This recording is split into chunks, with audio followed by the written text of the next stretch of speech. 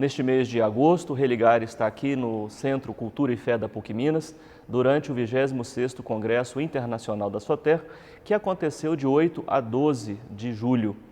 Hoje conosco está o professor Enio da Costa Brito, ele é professor da PUC de São Paulo, professor de Ciências da Religião. Professor, como é que a gente pode compreender essa diversidade cultural, entendê-la, estudá-la? Como que é o dia a dia do pesquisador? Eu acho que há alguns pressupostos básicos para a gente entender a diversidade cultural. O primeiro pressuposto é a abertura não só do pesquisador, mas também das outras pessoas para o outro, para a alteridade. Alguém poderia perguntar, mas isso não é normal? Não. Tem muita gente que não tem essa abertura para o outro, não é? Mas, por outro lado, a gente também tem a potencialidade, eu diria, de crescer na sensibilidade cultural, que é um desafio para os educadores, né? Como educar os nossos mestrandos, os nossos doutorandos numa sensibilidade cultural, né? E é interessante, eu acho que a questão da sensibilidade cultural, ela tem graus. Eu posso estar circunscrito no campo etnocêntrico, ou posso estar circunscrito no campo etno-relativo. E no campo etnocêntrico a gente tem aí uma diversidade. Um primeiro grau é a negação total da cultura do outro. Você não se interessa para a cultura do outro, você não quer saber da cultura do outro. Um segundo grau é a defesa diante da cultura do outro. Você já admite que uma cultura diferente está presente e você se defende. Você chamou isso mesmo? Etno-relativo? Não, eu chamei etnocentrismo. Etnocentrismo no primeiro momento. Etnocentrismo no primeiro momento com seus diversos graus, né? Então, primeiro, negação absoluta da cultura do outro, né? Você não toma conhecimento, você não quer saber, você despreza, né? No segundo momento, o momento de defesa, não tem como. Ela se faz presente e eu me defendo. E me defendo como? Dizendo que a minha cultura é boa e a do outro não é boa. E num terceiro momento, né, você tenta minimizar as diferenças. Já é dentro do etnocentrismo, é um grau mais refinado. Mas você está etnocêntrico ainda. Você tenta minimizar. E buscar os pontos comuns. E buscar os pontos comuns para dizer, para justificar. Para justificar, exatamente. Agora, no etno-relativo... Tanto a ciência da religião fez isso, não? Exatamente. Mas isso é assunto para um outro programa. Isso é assunto para um outro programa. Isso daria um assunto... É muito interessante sua observação, porque você foi aonde eu queria chegar, antecipou um pouquinho.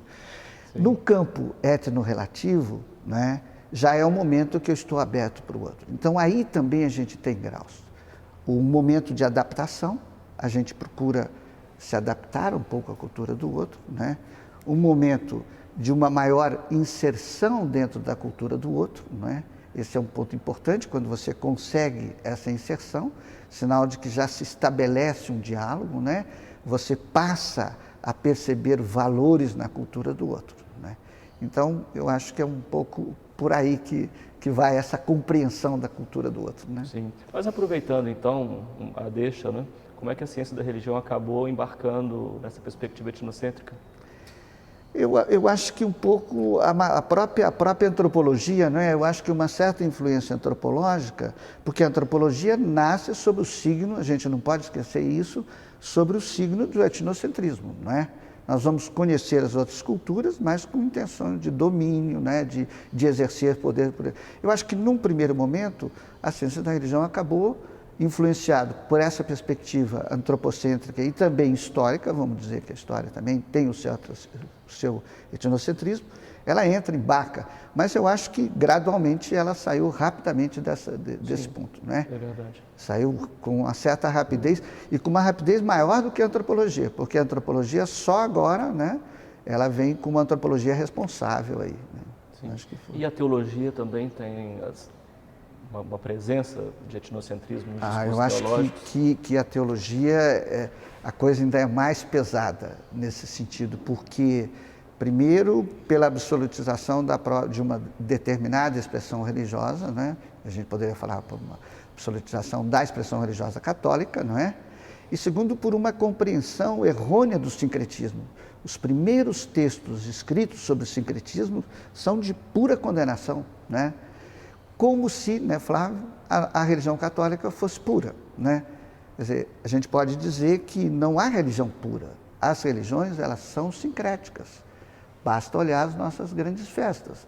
As nossas grandes festas são ressignificações, quer dizer, a gente ressignifica o solstício e vamos celebrar o nosso Natal, mas é uma ressignificação, é uma festa pagã, nesse sentido, né? Sim, sim, sim. Isso faz parte da história do cristianismo e das religiões de modo geral, né? No diálogo com outras tradições religiosas. Com outras tradições. E não só do catolicismo, né? Mas isso acontece, nós poderíamos dizer, em todas as expressões religiosas. Né? Wendel, você acha que está acontecendo no Brasil assim, a importação de uma postura intolerante? Não que a história da intolerância não fizesse parte também, né, do nosso caldo cultural, mas mais recentemente parece que um discurso assim, mais de condenação, de demonização do outro, em relação às culturas africanas, de matriz africana, isso parece ser muito evidente. Você tem sentido esse movimento? Tem, isso é claro, tanto que tem dado condenações já no campo jurídico, não é?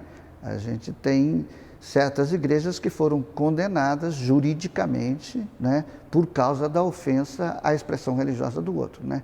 Mas o fenômeno mais recente é por parte de algumas religiões neopentecostais baterem enormemente nas religiões afro, né? E parece que o feitiço vira contra o feiticeiro, não é? Se a gente olhasse hoje... Essa frase tem muito sentido. Feiticeiro, está certo.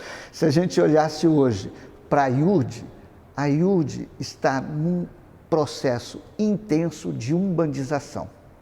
O culto da IURD hoje, se a gente olha com certo cuidado, é muita coisa importada da Umbanda, né? Tanto é que a IURD está interessada na conversão de pais e mães de santo, porque ela diz, se eu converto um pai ou mãe de santo, eu levo comigo também os adeptos. Há uma tensão muito forte nesse sentido. Em São Paulo, a gente tem sentido essa pressão, né? Muito intensa. E isso é um elemento um pouco estranho, não? A cultura brasileira, que está mais acostumada a um diálogo sem demonização? Ou a minha visão pode ser um pouco ingênua também, equivocada até? Não diria equivocada, né? Mas nós tivemos, por exemplo, até a década de 40, até a década de 50, 40, 50, nós tivemos, no âmbito político, nós tivemos uma perseguição muito forte aos cultos religiosos. Eu acho que foi equivocado mesmo. Nós estamos recuperando. Você lembra da REB, a REB da década de 30 e de 40, uma campanha enorme contra o espiritismo?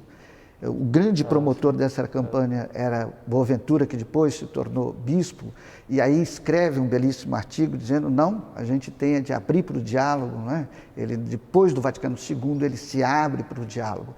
Mas nós tivemos um período muito forte. O próprio Estado, né? Agindo a favor da religião hegemônica. Da religião hegemônica, não é? Então foram momentos difíceis, em que, por exemplo, os terreiros de Umbanda tinham de pegar outros nomes, tinham de disfarçar o seu próprio nome para poder se fazer presente na sociedade, né? Sim. Como é que você vê o futuro desse debate sobre interculturalidade, multiculturalismo? Eu acho que é um debate necessário, urgente, não é? Porque, do contrário, nós teríamos tensões fortíssimas na sociedade brasileira. Nós já temos tensões pelos problemas sociais, não é? Nós temos distâncias sociais muito grandes, não é? Nós temos problemas, e a gente está percebendo ultimamente, por uma política autocrática que não leva em conta realmente a população.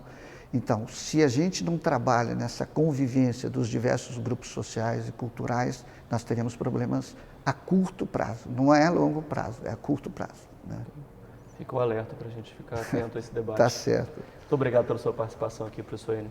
O Religare é um projeto de extensão do Programa de Pós-Graduação em Ciências da Religião da PUC Minas. Você pode conhecer mais sobre esse projeto acessando a nossa página na internet.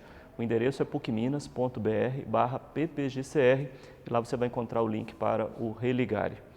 O Religare de hoje fica por aqui do Centro Cultura e Fé da PUC Minas. Na próxima semana nós voltamos com um novo programa. Um abraço muito cordial e até lá!